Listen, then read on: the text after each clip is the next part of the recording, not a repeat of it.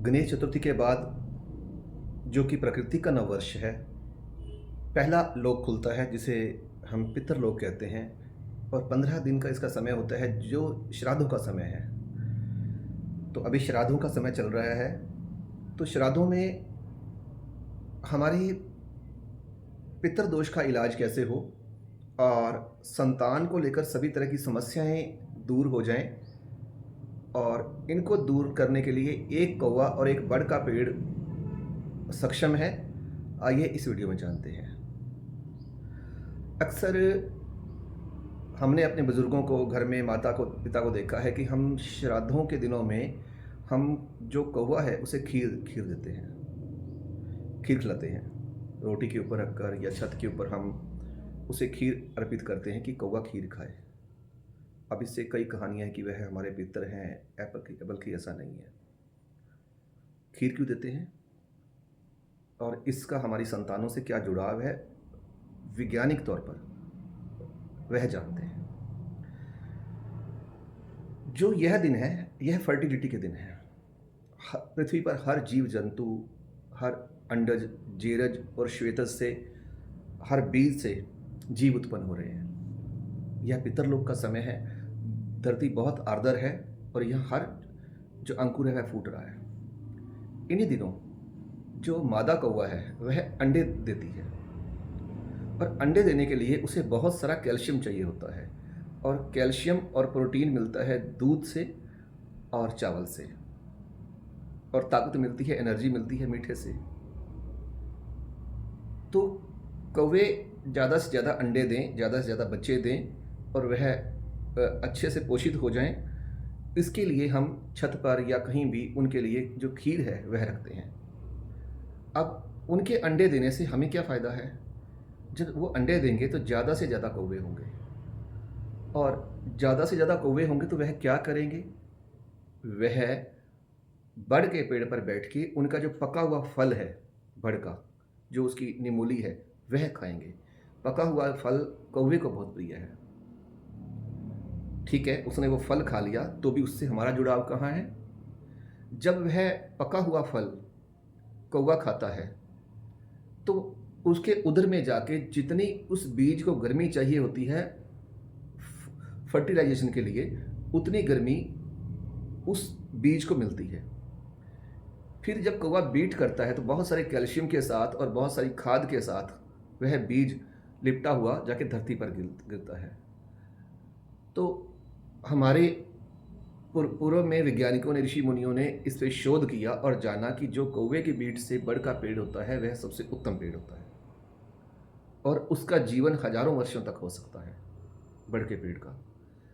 तो जो कौवे की बीट से वह बीज बाहर निकलता है और वह धरती पर जाकर समाता है, तब उससे एक बड़ का पेड़ होता है। अब बड़ का पेड़ इतना विशाल वृक्ष है, कितनी ऑक्सीजन देता है, इससे तो कोई शंका नहीं है, सब जानते ही हैं। अब बड़ का पेड़ हमारे जीवन के साथ कैसे अटैच है? जिनको भी पितृदोष होगा उनको दो दिक्कत होती है। जिनका बहुत पुराना पितृदोष हो, धीरे धीरे उनकी जो पीढ़ी है घटती रहती है। लड़कियां ज़्यादा होंगी, लड़के कम होंगे, या धीरे धीरे संतानें नहीं होंगी, या फिर संतानें जो होंगी वह बहुत कमज़ोर होंगी, या उनका अपने माँ बाप से बनेगी नहीं और धीरे धीरे वह पीढ़ी बंद हो जाती है। लेकिन हमें पता कैसे चले कि हमारे यहाँ पितृदोष है? तो जिनको भी पितृदोष होगा, घर में किसी ना किसी को जो स्किन प्रॉब्लम है, किसी भी तरह की, सोराइसिस, कोढ़ अब सोराइसिस में बदल गया है, या स्किन प्रॉब्लम, स्किन डिसीज़, वह जरूर होगा। स्किन पे ही क्यों होगा? कहीं और क्यों नहीं होगा? खून में क्यों नहीं होगा? हड्डियों में क्यों नहीं होगा? क्योंकि हम अपने इस जन्म के पूर्वजों के साथ अपने डीएनए के माध्यम से जुड़े हुए हैं। उनका हमारा 100 पीढ़ियों तक, अगर हमारा एक डीएनए लेकर अगर प्रयोगशाला में शोध किया जाए तो हमारे पूर्वज कौन थे, उन्हें कब कब कौन कौन सी बीमारियां हुई, कौन कौन से रोग लगे, उनके पीछे जो वंशावली क्या है, वह सब उस आपकी रिपोर्ट में आ जाएगा।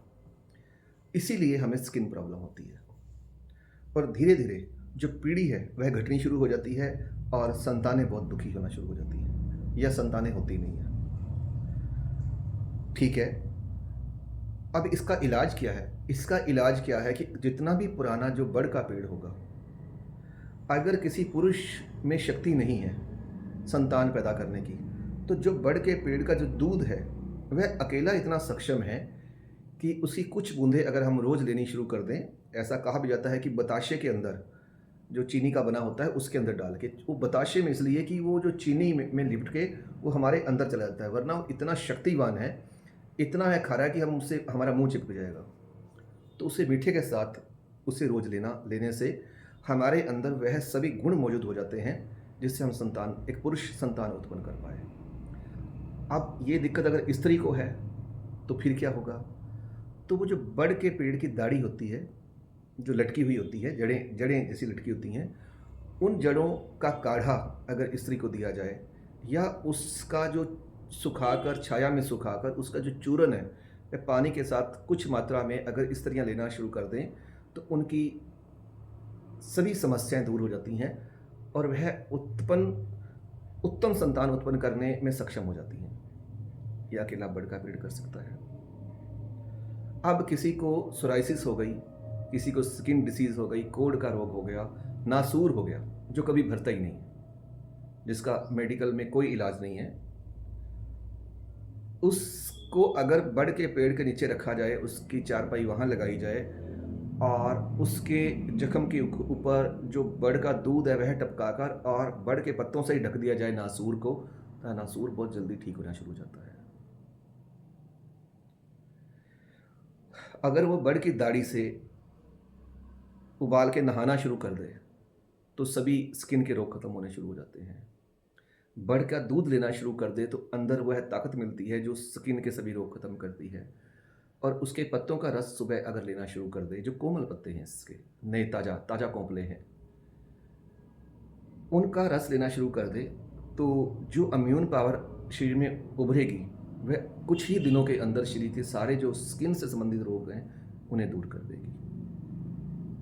इतना गहरा रिश्ता है एक कौवे के साथ, एक बड़ के पेड़ के साथ, हमारे पितरों के साथ, और आने वाली पीढ़ियों को सुरक्षित करने के लिए और अपने पितर दोष से मुक्त होने के लिए। तो जितनी भी हमारे सनातन धर्म में कहानियाँ हैं वैसे ही नहीं बनी, आज वह कहानियाँ बन के रह गई हैं, मैथोलॉजी बन के रह गई हैं, पर पूर्व में वह विज्ञान था। तो प्यारे, जब आप अपने पितरों को खाना दें, उनका तर्पण करें, उनके लिए खीर बनाएं, तो कौवों के लिए भी खीर रखें। और छत के ऊपर जहाँ भी कौवे आकर बैठते हैं, खाने पीने को लेकर, छीनने को लेकर कौवा बेशक बहुत अधीर है, पर संतान उत्पत्ति को लेकर अगर सबसे ज़्यादा कोई संयमी है तो वह कौवा है।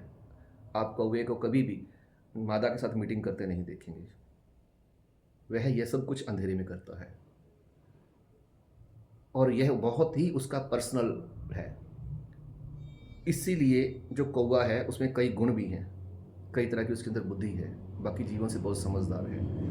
तो आप जब भी श्राद्ध करें या इन श्राद्धों में तकरीबन रोज अगर आप श्राद्ध नहीं भी करते तो भी आप कौवों को वह खीर दें और जहाँ भी बड़ का पेड़ हो उस पेड़ को आप सुरक्षित करें, उसकी सेवा करें, क्योंकि वह अपने आप में चलता फिरता एक औषधालय है आपके लिए और आपकी संतानों के लिए।